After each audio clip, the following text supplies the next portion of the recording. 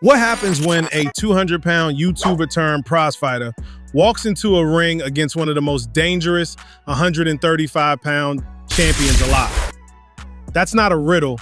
That's Netflix's November main event. Jake Paul versus Gervonta "Tank" Davis. Atlanta, November 14th. And here's the kicker. It's not even confirmed as a sanctioned fight. It's billed as an exhibition, which in boxing speak means they'll still try to knock each other's heads off, but the rule book might look like it was written on a napkin. This isn't about titles, this isn't about rankings, this is about spectacle, money, and legacy colliding in front of the world. So let's break down how we got here, why it's happening, and what's really at stake. The news dropped like a left hook nobody saw coming. Jake Paul and Gervonta Davis, two fighters from completely different universes, signed to fight at State Farm Arena in Atlanta. Netflix will stream it globally, no pay-per-view fee. And that's why the internet melted down. Just a month ago, Jake was being whispered about for a 2026 heavyweight clash with Anthony Joshua. Davis, he was lined up for a rematch with Lamont Roach Jr. after their controversial majority draw back in March. Instead, the rematch got shelved. The heavyweight rumors went cold, and we're staring at a fight where the size gap is so ridiculous it almost feels like parody. But that's exactly why people can't look away. To understand this, you've got to rewind to 2021. Jake Paul was 3-0 as a boxer. His wins, a fellow YouTuber, an NBA dunk champ, and a retired MMA fighter. Nobody serious was talking about him as a boxer, but Jake had a plan. He released what he called a hit list. On it were names like Canelo Alvarez, Conor McGregor, the Diaz brothers, Tyron Woodley, Tommy Fury, and yes, Gervonta Davis. At the time, it looked insane. But fast forward, Jake's fought Woodley twice. He faced Fury, he went the distance with Nate Diaz, and he just beat Julio Cesar Chavez Jr. at cruiserweight. Oh, and he's now ranked number 14 by the WBA at 200 pounds. Like it or not, Jake made himself into a legitimate player in boxing, if only because fighters know he brings eyeballs and money. That's why Davis said yes. Gervonta Davis is no stranger to big stages. He's sold out arenas, he's delivered knockouts, he's got real belts. But his draw with Lamont Roach Jr. earlier this year left a sour taste. A fight many expected Tank to dominate ended with controversy, and suddenly a rematch was on the table. But then Jake came calling.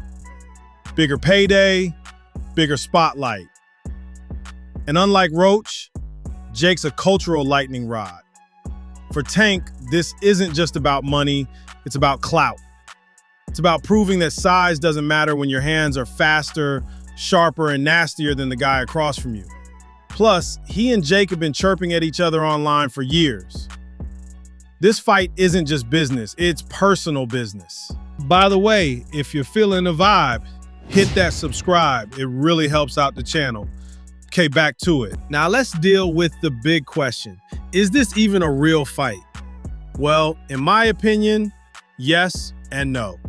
Yes, they'll throw real punches. Neither of these guys is stepping into a ring to play patty cake. Jake Paul didn't climb to the WBA rankings just to shadowbox in front of Netflix, and Gervonta Davis doesn't do light sparring for a living. But no, it's not likely to be sanctioned as a pro fight. The contracted weight, number of rounds, even glove size still being negotiated. The Georgia Commission will have the final say. That's what makes it an exhibition. It's flexible, it's messy, and it's entertainment first. Think Logan Paul versus Floyd Mayweather back in 2021.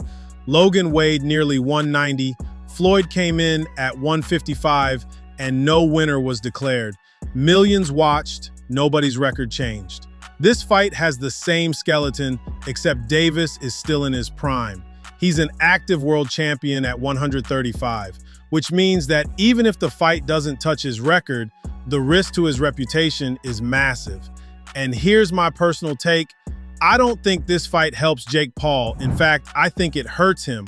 The size disparity makes it lose credibility on both sides. If Jake wins, everyone shrugs and says, "Congrats, you beat a guy half your size." If he loses, he becomes a punchline. How does a 200-pound cruiserweight ranked by the WBA get folded by a 135-pounder? Either way, this looks less like a step forward for Jake as a prize fighter and more like a circus trick with too much downside. And that's what makes this fight fascinating. Both men have everything to lose. For Tank Davis, even an exhibition loss is devastating. You can't be the face of the lightweight division and then get clowned by a guy whose boxing career started on YouTube. The memes alone would follow him forever. For Jake, the risk is different. He's finally inching toward respect. Beating Chavez Jr., cracking the WBA rankings, those were steps toward legitimacy. But if he gets slept by a man 4 divisions lighter, that entire run collapses overnight. And then there's Netflix. With no paywall, this fight is going to be seen by more people than almost any other fight Jake or Tank has ever been in, which means one viral moment, a knockout, a slip-up, a highlight, will echo worldwide. Which brings us back to Anthony Joshua. Jake and AJ have both teased a fight for 2026. Eddie Hearn confirmed Joshua's recovering from elbow surgery and plans to fight again before the end of 2025, possibly against French heavyweight Tony Yoka. The Paul fight is real, but it's down the road. Here's the problem. If Jake gets sparked by Tank in November, who's lining up to watch Joshua slaughter him in 2026? Jake knows it, which is why he leaned into the theatrics with his biblical trash talk. First, I'm going to kill David. Then I'll slaughter Goliath. Classic Jake Paul. Loud, cartoonish, and perfectly calibrated for headlines. But if David takes him out, Goliath won't even bother showing up. Meanwhile, Lamont Roach Jr. waits in the wings. He wanted the rematch this year. Didn't happen. Instead, he's likely fighting someone else this fall just to stay active. If Tank gets through Jake and comes out unscathed, that Roach rematch could happen in early 2026. But if Tank stumbles, even in an exhibition, the value of that rematch changes instantly. That's the gamble. This isn't just about Jake's credibility. Tank's entire image as an unstoppable knockout machine is on the line too. And then there's Tank's baggage. He was arrested on a misdemeanor battery charge this summer, tied to a Father's Day incident. That case was dismissed in August. Legally, he's clear, but the headlines stuck. For some fans, it added fuel to his bad boy persona. For others, it damaged his reputation. Either way, stepping into a Netflix main event guarantees that narrative is part of the show. So here's where we land. On November 14th, Netflix is staging a collision that makes no sense on paper, but makes perfect sense in the business of boxing in 2025. A cruiserweight influencer who's wormed his way into the WBA rankings against a lightweight world champion fighting 4 divisions up. Jake Paul is chasing cultural dominance. Gervonta Davis is chasing money, pride, and another viral knockout that millions would love to see. And both of them are risking careers that could look very different on November 15th than they did the day before. But personally, I think this fight does more harm than good for Jake Paul.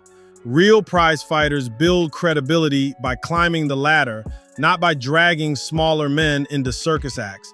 If Jake truly wants Anthony Joshua in 2026, this fight feels less like a stepping stone and more like a trap door. 2 different worlds, 1 ring, 1 night, and the whole world watching. So what do you think? Do you feel that Gervonta will use his superior skill to hand Jake Paul his first knockout loss? Or do you feel the size difference is just too much to overcome? Drop a comment below, and if you're feeling the vibe, hit that subscribe. I'm Reggie Cross for Behind the Lines, and remember, hype fades, legacy don't. Peace. 745 with